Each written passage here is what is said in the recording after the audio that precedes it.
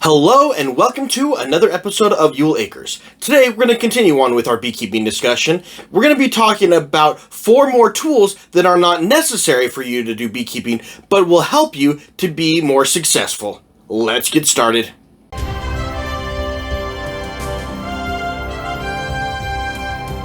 Now, when you're looking at getting started in beekeeping, or even if you've just done it for a while, there are a huge range of tools that are available out there. Some that are necessary to have you be successful, some that are nice to have to make your life a whole lot easier, and some that are there, but you don't really know why they're there in the first place. Well, and these are some tools that I find, in my own personal opinion, that are useful to have around, that can be helpful with your experience with beekeeping, but aren't part of the bare bones necessity tools to help you in being successful.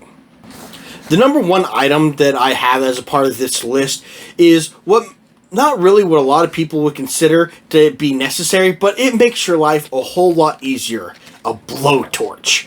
Now, at first thought, you're like, why in the world would I need a blowtorch for fire?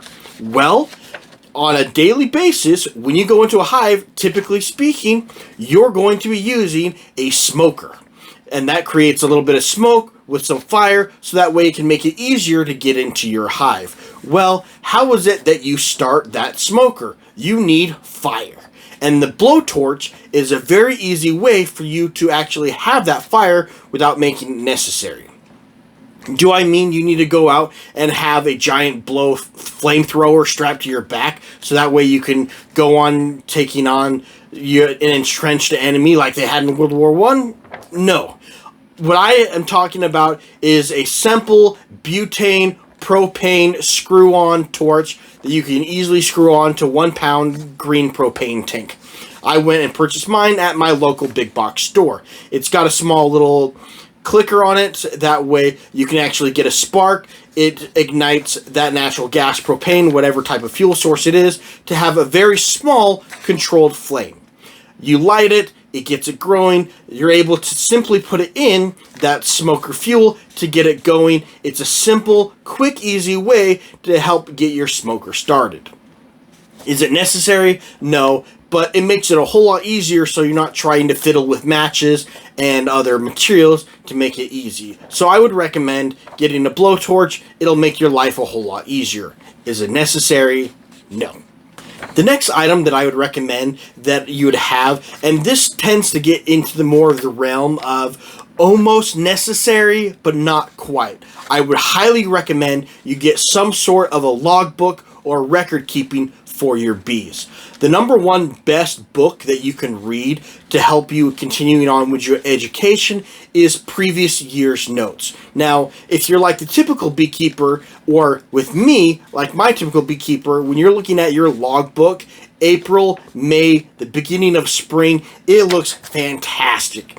I've got everything recorded down, very in huge detail notes. By the time you get to September, October time frame, or fall, wherever you're at for my Australian friends, it tends to typically be not so detailed. My detail tends to get lower the later on in the season. But it's helpful. I can look back previous years and say, hey, I've got this hive, it had this issue, I did this to rectify the problem. It also helps to keep records.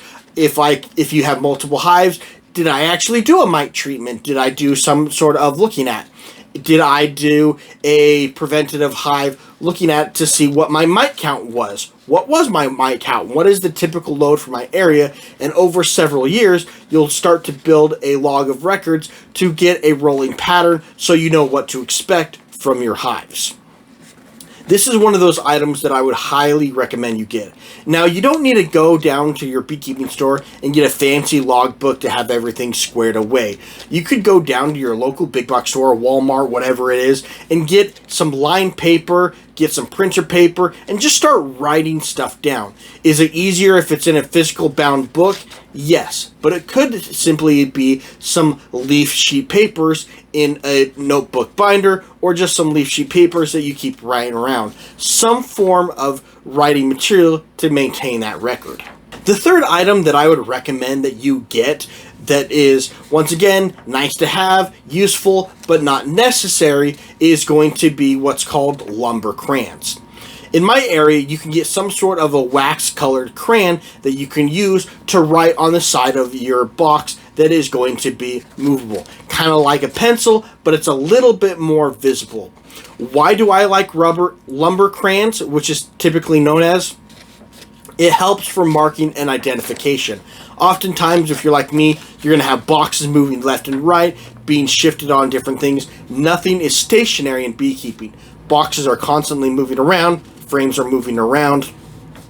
Even just from year to year, it can make it difficult. So by using lumber crayons, what you can do is you can mark individual frames. I built this frame, or I put this frame in this year in this hive, and it's not going to be intrusive. So that way, if you're like me, I can look at my frames and go, oh, look, I put this frame in here at 2018. It's been 2 years since this frame has been in use. It's time to go ahead and pull it out, clean it out for disease control. Or if I'm just going through my bee yard and I'm looking at things going, you know what? I noticed that back then that this hive didn't have a queen, or this hive had some issues with this thing. I can pull out my lumber crayon, right on the side of the hive, or do whatever my own personal notation is. And so at a quick glance, I can say, okay, this is the issue, this is not the issue. And the nice thing is it's a little harder to get off, so it's going to be resistant to the weather, but it's not impossible to get off.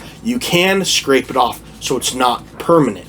It's just some way for a quick identification for long-term information that you may want to know on that hive. One thing that I commonly do with my hives is, let's say you decide you want to get 2-3 different types of bee breeds. You know what? I want to roll with some Italians. This year I want to try getting some Carnolians. Hey, I want to throw in some genetics of some Saskatchewans, new bees that are rolling in. Take your lumber crayon and write on the side of that hive, these are Italians with a giant I on the side of it. These are Carnolians with a giant C on the side of it. These are Saskatchewan with a giant S. That way you know what breed it is, and it helps to simply identify it using those in those macro environments to make things a little bit easier for you. So, is it necessary? Absolutely not. But it could be a useful tool to have when you get further down the road. And the nice thing about lumber crayons is they're relatively inexpensive. Fourth thing that I have as a part of my list that I include on every single item that I have is education, education, education. I cannot hit this point hard enough. Is it necessary? Absolutely. Is it nice to have? Absolutely. Now, why do I include this as nice to have versus not? Because there's education that you need to have to be successful, and then if you want to, you can start reading journal articles to your heart's desire and peer-reviewed journal articles that are widely available on the internet. You can get into deep, nitty-gritty, this type of bee species on this type of forage, how were they successful on a 5% margin, give or take error. You can really do the broad spectrum of information that's out there. Whatever your level of information is that you want to glean from that, I would still highly encourage, whether you're a new beekeeper, whether you've been doing it 50 years, 100 years, things are constantly changing in the beekeeping world. And in order to keep up with it, to be the most modern, up-to-date things, or if you're just barely starting out, read as much as possible, watch videos, learn as much as possible, so that way you can be the best, most successful beekeeper that you can be. These are some of the items that I personally find to be not necessarily necessary, but potentially nice to have as you get further down the road. What's your thoughts? Did I miss anything? Is there something that you could add? Are some of these items that you think really shouldn't be on this list at all and just kind of gimmicky and would be a waste of your time and money? Let us know in the comments below. What's your thoughts? And once again, thank you so much for joining us. We're glad to have you here. If you like what we're doing, don't forget to subscribe. Click on the ringing bell for future notifications. Once again, thanks for joining us, and we look forward to seeing you next time.